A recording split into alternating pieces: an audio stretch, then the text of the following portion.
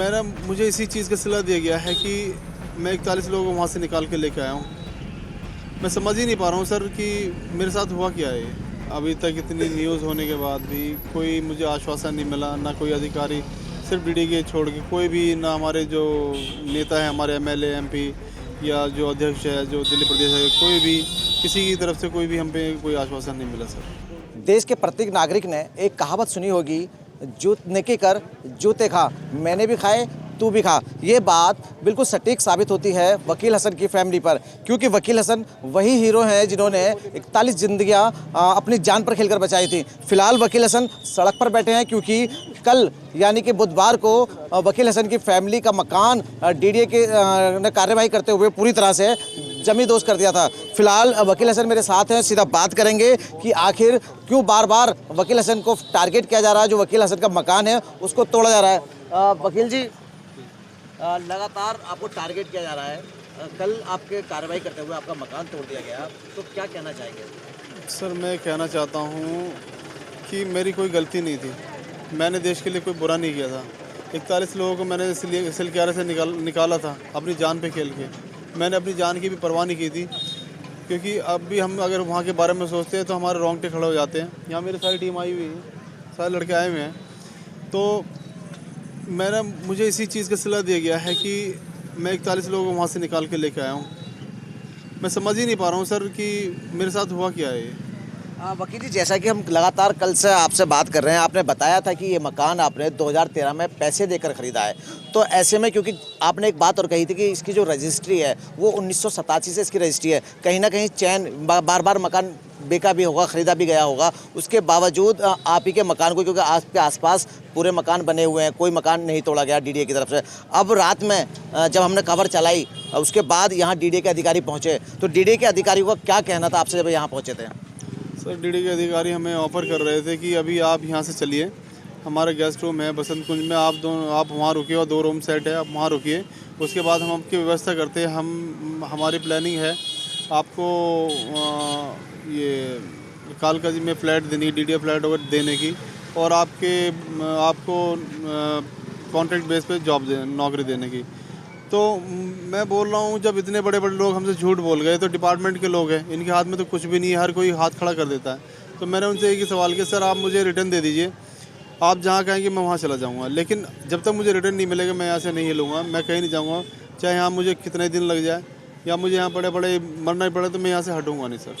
हाँ वकील जी, जब आप 41 जिंदगियां बचाकर घर लौटे थे तो नेताओं के बड़े बड़े वादे आपसे किए गए थे। नेताओं ने कहा था कि आपका मकान बना के दिया जाएगा, आपके साथ, आपके मकान में आपके परिवार के साथ बैठकर खाना खाया जाएगा।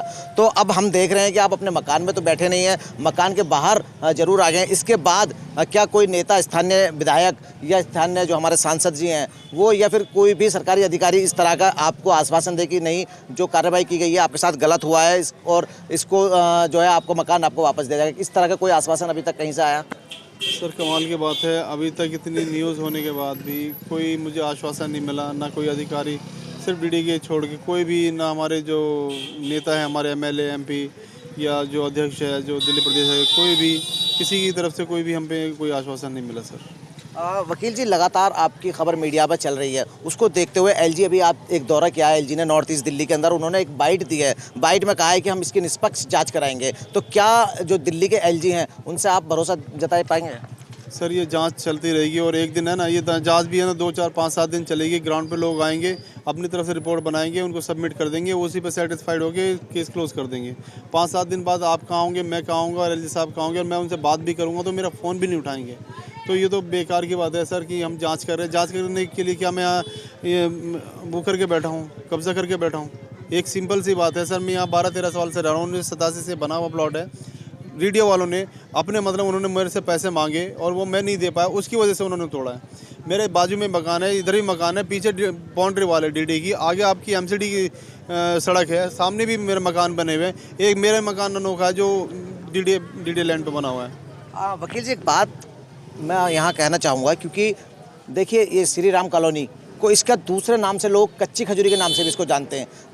अभी तक ये कॉलोनी रेगुलाइज नहीं हो पाई है।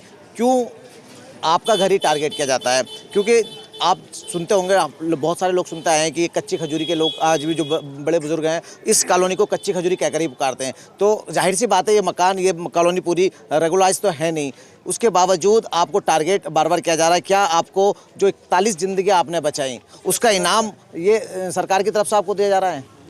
जी, ये बिल्कुल बिल्कुल इनाम है सरकार का।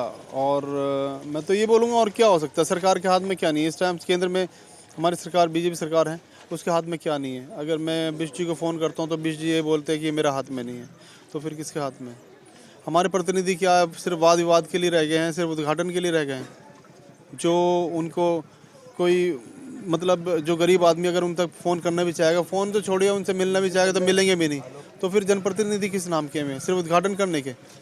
या सिर्फ ये आप आज इलेक्शन हो गया, आज वहाँ हम जीत गए, आज वहाँ हम हार गए, आज हमारी दुख है, आज हमें, वो अपने में ही है। वो किसी पब्लिक के लिए नहीं बैठे हुए। क्या वहाँ पे जिस आसन पर पब्लिक ने बैठाया है वो अपने लिए बैठा है या फिर इन चीज़ों के लिए बैठाया है? हाँ बिल्कुल वकील जी, देखिए एक दुखद बात यह भी है कि आपकी बेटी के बोर्ड के पेपर चल रहे हैं और जो बच्चे छोटे उनके भी जाहिर सी बात है पेपरों का जो दौर है वो पेपर चल रहे हैं स्कूल के अंदर। आपका तमाम सामान, बच्चों की बुक, बच्चों की जो जितने भी स्टेशनरी का सामान है जिससे वो बच्चे अपने स्कूल की तैयारी करते हैं, अपने पेपर्स की तैयारी करते हैं, वो तमाम सामान इसके अंदर दब चुका है। तो बच्चों का कहीं ना कहीं कह सकते हैं पूरा साल इन DDA के अधिकारियों की वजह से ख़राब हो गया है। तो ऐसे में जो बच्चे हैं क्या अब पेपर दे पाएंगे? ये सवाल तो मैं सरकार से करना चाहूँगा कि मेरा मकान भी तोड़ा और मेरे बच्चों का भविष्य तक उन लोगों ने ख़राब कर दिया। उन्होंने इतना तक टाइम नहीं दिया कि मैं अंदर से सामान भी निकाल पाऊँ। अंदर मेरा आधे से ज़्यादा सामान दबा पड़ा है और आधा सामान मेरे रोड पे बिखरा पड़ा है।